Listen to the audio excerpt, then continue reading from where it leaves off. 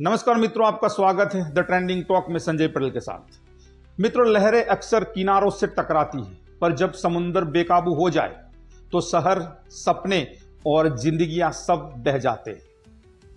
यह सिर्फ पानी नहीं होता है, यह कुदरत का कहर होता है। उनका नाम है सुनामी। और इस बार 8.8 तीव्रता की भूकंपीय गूंज के बाद एक नई सुनामी ने फिर से दहशत फैला दी है पूरी दुनिया में। और आज पूरी दुनिया में एक ही चर्चा है सुनामी की। लेकिन मित्रों, ये सुनामी होती क्या है, उनका नाम का अर्थ क्या है, इस बार आई कहां और 8.8 तीव्रता के बाद भी मौतें क्यों नहीं हुई? इतिहास में सुनामी ने सबसे ज्यादा तबाही कब मचाई? तो मित्रों, हम बताएंगे आपको पूरी डिटेल, लेकिन वीडियो को स्किप मत करना और वीडियो को लास्ट तक देखना। और अगर भारत में सुनामी आती है तो हम कितने तैयार हैं, भारत सरकार कितनी तैयार है? तो मित्रों, सुनामी का अर्थ क्या होता है? सुनामी जापानी शब्द है TSU शु यानी बंदरगाह, और नामी यानी लहर, मतलब सीधा होता है बंदरगाह की लहरें, जापानी अर्थ। लेकिन ये लहरें आम नहीं होती मित्रों, यह एक समुद्र के अंदर उत्पन्न भयानक तरंग होती है जो ज्यादातर भूकंप, ज्वालामुखी विस्फोट या समुद्री भूस्खलन के कारण होती है। और जब ये लहर तट से टकराती है तो सब कुछ तबाह कर जाती है, पूरे शहर को निगल जाती है। लेकिन ध्यान रहे मित्रों, सुनामी ऊंचाई से नहीं आती, गहराई से उठती है। यानी ये लहर समुद्र के फर्श से उठकर आती है और गहराई से पूरी ताकत से शहरों को निगल जाती है।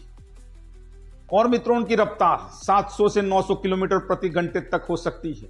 मतलब सीधा है, जितनी देर से आप पलट पड़े उतनी देर में ये लहर आपके शहर तक पहुंच सकती है।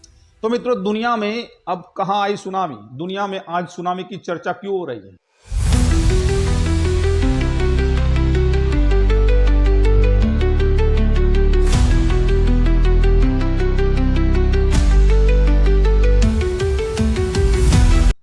हनीमत ये रही कि इस बार कई देशों में बड़ा नुकसान नहीं हुआ। लेकिन क्यों? इसका कारण क्या है? तीव्रता ज्यादा फिर भी नुकसान क्यों कम? इसके पीछे का कारण क्या है? तो मित्रों, 2004 की त्रासदी के बाद दुनिया ने सुनामी से लड़ना सीखा। वार्निंग सिस्टम तैयार हुए, सैटेलाइट आधारित अलर्ट, कोस्टल रडार पर बुलेटिन, और सबसे अहम, लोगों में अवेयरनेस, मतलब जागरूकता। आज जापान, अमेरिका, ऑस्ट्रेलिया और भारत जैसे देशों के पास दुनिया के सबसे सटीक सुनामी अर्ली वार्निंग सिस्टम है। इसलिए इस बार 8.8 की सुनामी ने दहशत तो फैलाई, लेकिन जानमाल की हानि को रोका गया। लेकिन मित्रों, सुनामी का ऐतिहासिक कहर, जब पानी ही मौत बन जाए।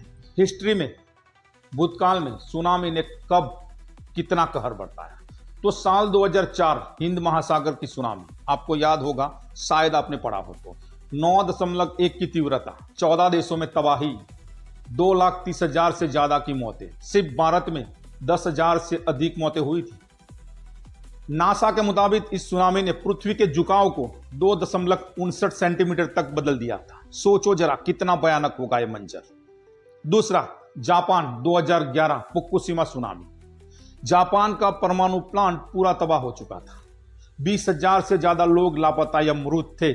परमाणु प्लांट्स के तरंगे दरिया में फैल गए थे। लेकिन मित्रों, सबसे अहम सवाल, अगर भारत में सुनामी आई तो क्या तैयारी है? हम कितने तैयार हैं? भारत सरकार की क्या तैयारी है? भारत अब पहले जैसा नहीं है मित्रों। तो मित्रों, 2004 के बाद Indian national centre of ocean information service यानी INCOIS बनाया गया भारत सरकार की ओर से। तो भारत अब दुनिया के टॉप 4 सुनामी अलर्ट नेशनल में गिना जाता है मित्रों, जो न सिर्फ खुद को बल्कि श्रीलंका, म्यांमार और इंडोनेशिया जैसे पड़ोसी देशों को भी सुनामी की चेतावनी देता है।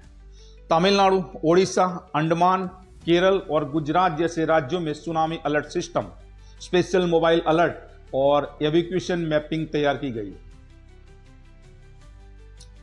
और भारत सरकार ने 6 जगहों को very high risk tsunami zone घोषित किया है, जिनमें है अंडमान निकोबार, चेन्नई, पांडिचेरी, ओडिशा, विशाखापट्टनम और लक्षद्वीप का कुछ हिस्सा। लेकिन सवाल यह है मित्रों कि क्या हर आम नागरिक तक समय रहते अलर्ट पहुंचता है? क्या हर गांव, हर तट के लोग समय के साथ सतर्क रहते? अगर रहते हैं तो हम सुनामी का खतरा कई गुना कम कर सकते हैं, सतर्कता से, जागरूकता से। तो मित्रों, एक मजेदार तथ्य की बात करता हूं। 2004 में जब जबरदस्त सुनामी आई थी तो देखा गया कि इंसानों से पहले कई जानवर तट से भाग गए थे और कहा जाता है कि जानवरों ने कुदरत का अलार्म पहले सुन लिया था। क्या हम इंसान उस अलर्ट को समझ पा रहे हैं? क्या सिर्फ टेक्नोलॉजी से कुदरत का कहर रोका जा सकता है, या हमें अब समझना होगा कि समुद्र से लड़ना नहीं है, उससे समझना जरूरी है। अगर आपको ये जानकारी जरूरी लगी तो मित्रों इस वीडियो को शेयर जरूर करें, क्योंकि अगली लहर कब आएगी कोई नहीं जानता।